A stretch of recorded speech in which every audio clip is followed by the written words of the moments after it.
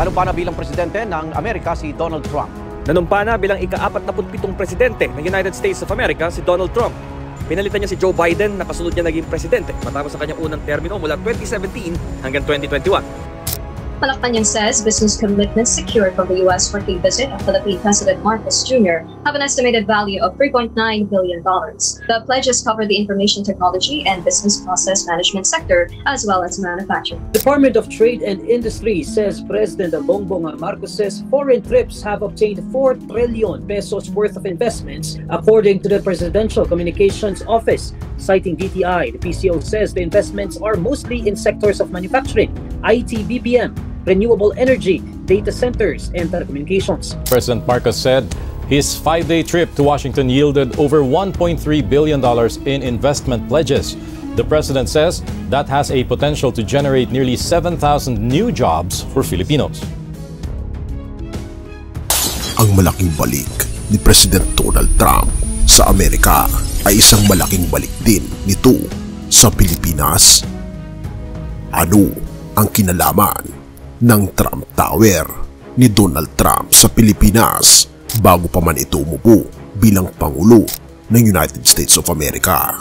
At ano ang pakinabang nito sa Pilipinas? May nabubuo bang plano ang ating Pangulo at si Trump para mabuo ang Golden Age ng United States at Philippine economic ties? Ito na nga ba ang hinihintay na malaking break ng Pilipinas sa ekonomiya, sa kasaysayan ng ating bansa?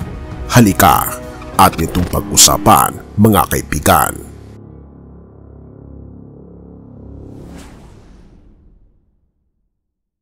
Ang malaking balik ni Donald Trump sa Pilipinas. Ano ang lihim na plano nila ni PBBM? Ang tanong, mayroon nga ba? Isang tahimik na simula, isang higanteng balik. Donald Trump, isang pangalan na hindi lamang tumatak sa politika, kundi pati na rin sa negosyo. Pero alam mo ba na bago pa siya muling naupo bilang Pangulo ng Estados Unidos, malaki na ang naging koneksyon niya sa Pilipinas? Oo, kahit noong nasa pinakamahirap na panahon ng ating ekonomiya, nakahanap ng puwang ang Trump Organization para maglagay ng marka dito sa ating bansa. Ngunit bakit kaya tila muling nagbabadyang maging mas malaki ang plan niya sa bansa ngayon na siya'y Pangulo ulit?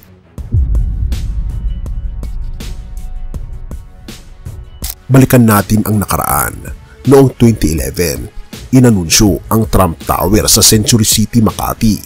Isa itong luxury residential skyscraper na tila naging simbolo ng karangyaan at tagumpay dito sa ating bansa. Ang proyekto, bagamat hindi pagmamay-ari mismo ni Trump, ay may tatak ng kanyang pangalan, isang malino na branding strategy.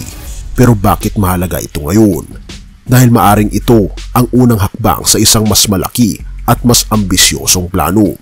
Hindi lamang iyon, ang Trump Organization ay nakipagsosyo rin sa Century Properties para sa high-end projects.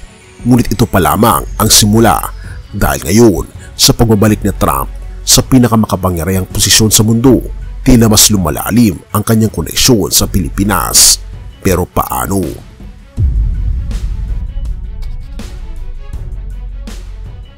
Mula nang maupo si Pangulong Ferdinand Bongbong Marcos Jr., ang Pilipinas ay nakapag-secure ng halos 4 trillion pesos na foreign investment pledges. Oo mga kaibigan, you heard it right, 4 trillion pesos.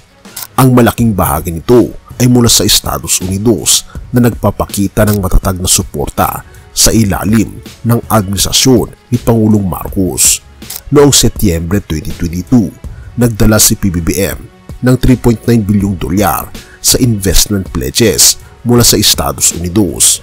Sumunod dito noong Mayo 2023, nadagdagan pa ito ng 1.3 bilyong dolyar. Sa kabuuan, ang Estados Unidos ay nangako ng halos 5.2 bilyong dolyar o mahigit 300 bilyong piso, halos quarter ng 1 trilyon para sa mga proyektong magbibigay ng libu-libong trabaho sa mga Pilipino.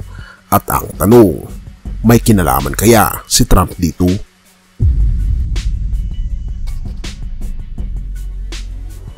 Ngayong muling nasa kapangyarihan si Donald Trump, hindi maiwasan ang tanong, ano kaya ang magiging epekto nito sa Pilipinas? Ang Trump Tower sa Makati ay may tuturing na isang simbolo ng tiwala ng Trump Organization sa ating bansa. Ngunit ngayon, hindi lang simpleng real estate ang usapan. May usap-usapan na mas malaking proyekto ang maaring maganap sa pagitan ng Estados Unidos at ng Pilipinas. Sa ilalim ng liderato ni Trump, na kilala sa pagpapalago ng mga negosyong pribado at pampubliko, tiyak na ang Pilipinas ay makikinabang sa kanyang global na pananaw. Bilang karagdagan, ang pagtaas ng interes sa mga sektor tulad ng IT/BPM manufacturing at renewable energy ay maaring maging sentro ng bagong wave ng investments.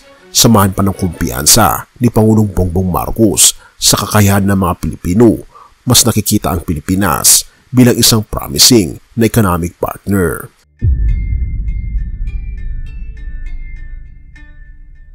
Ngunit ito ang malaking tanong, ano talaga ang plano ni Trump sa Pilipinas? Kung ibabase sa kasaysayan ng kanyang negosyo at ang kanyang pagbabalik sa kapangyarihan, malinaw na ang relasyon ng Estados Unidos at ng Pilipinas ay papunta sa mas mataas na antas. Hawak ni Pangulong Bongbong Marcos ang kumpiyansa ng mga banyagang investors habang hawak ni Trump ang impluensya sa mga global markets. Kung ang kanilang partnership ay magbubunga ng mga bagong proyekto, posibleng ito ang magiging simula ng isang golden age ng US-Philippine economic ties. Kaya sa huli, isang bagay lang ang malinaw, ang relasyon nila Donald Trump at PBBM ay may potensyal na magdala ng mas maraming oportunidad para sa Pilipinas. Pero habang ang mga plano ay unti-unting lumalabas, nananatili ang hamon sa atin. Handa ba tayong samantalahin ang bagong yugtong ito ng kasaysayan? Ikaw kaibigan, ano ang pananaw mo dito? Sa tingin mo ba, ito na nga ba ang simula ng mas maganda at mas makulay na kinabukasan para sa ating bansa? Kawikaan 16 verse 3, sa kanilang mga plano, ang lahat ay ginagawa ng may kasiguruhan, ngunit ang tagumpay ay nagmumula sa Panginoon. Ang ating tagumpay ay hindi lamang nakasalalay sa ating mga plano o kasanayan, kundi sa pagpapala ng ating Panginoong Diyos mismo. Ang mga plano ni Donald Trump at Pangulong Marcos Jr. ay maaring magdala ng malaking pagbabago at oportunidad para sa Pilipinas, ngunit ito'y dapat nating ipanalangin na maging ayon sa kalooban ng ating Panginoong Diyos. Ang lahat ng ating gagawin, lalo na sa mga mahalagang desisyon na may epekto sa maraming tao, ay kailangang ihandog natin ito sa ating Panginoong Diyos upang magkaroon ng tagumpay na hindi lamang pansamantala kundi pang matagalan. Ang ating tiwala sa Kanya, sa ating Panginoong Diyos, ang nagbibigay katiyakan na ang bawat hakbang patungo sa kaunlaran ay magdadala ng kabutihan sa lahat. Kaya't patuloy nating ipanalangin kaibigan na ang bawat plano ng liderato ng ating bansa at ng mga banyagang kaalyado ay nakabatay sa katapatan, katarungan at kabutihan. Purihin ang ating Panginoong Diyos at tayo manalangin. Ama naming Diyos na makapangyarihan sa lahat, Ikaw ang pinagmulan ng lahat ng tagumpay at kasaganaan. Salamat po sa mga oportunidad na patuloy mong binubuksan para sa aming bansa. Sa gitna ng mga plano at proyekto ng aming mga lider, itinataas namin sa iyo ang bawat desisyon at hakbang na kailang gagawin. Naway maging ayon sa iyong kalooban ang mga ito upang magdulot ng kapayapaan, kaunlaran at pagkakaisa para sa aming bayan. Hinihiling po namin na patuloy mong gabayan ang inyo pong itinalagang Pangulo sa aming bansa, si Pangulong Bongbong Marcos at mga banyagang kaalyado tulad ni Pangulong Donald Trump sa kanilang mga plano para sa Pilipinas. Bigyan niyo po sila ng karunungan at puso na may malasakit sa mga Pilipino. O aming Panginoon Diyos, ipinapanalangin din po namin ang mga nakakanood at nakakarinig ng nilalamang ito. Naway buksan niyo po ang kanilang mga puso at isipan upang maunawaan ang kahalagahan ng pananampalataya sa iyong mga plano. Patuloy niyo po kaming gawing ilaw at asin ng mga komunidad na nagtutulak sa kaunlaran na may paggalang at pagmamalasakit sa isa't isa. Salamat po Panginoong Diyos dahil kayo po ang nagbibigay sa amin ng kasiguraduhan ng kinabukasan at naniniwala kami na ang aming buhay dito sa aming bansa ay pansamantala lamang dahil itatalaga po ninyo at itatatag po ninyo ang isang bayan na hindi na po masisira at mawawasak kailanman. na pagharian po ninyo magpakailanman, kasama ng inyong mga anak, kasama ng aking mga kaibigan at ako, kasama ng aming buong pamilya, at kasama ng mga mamamayan ng Pilipinas na siyang nananampalataya sa inyo. Purihin ka, o aming Panginoon Diyos, at salamat sa pagdinig ng aming panalangin, at patnubayan po kami at patawarin po kami sa lahat ng aming pagkukulang at pagkakasala, sapagkat ito masamot hiling sa matamis na pangalan ng aming Panginoon Jesus. Amen.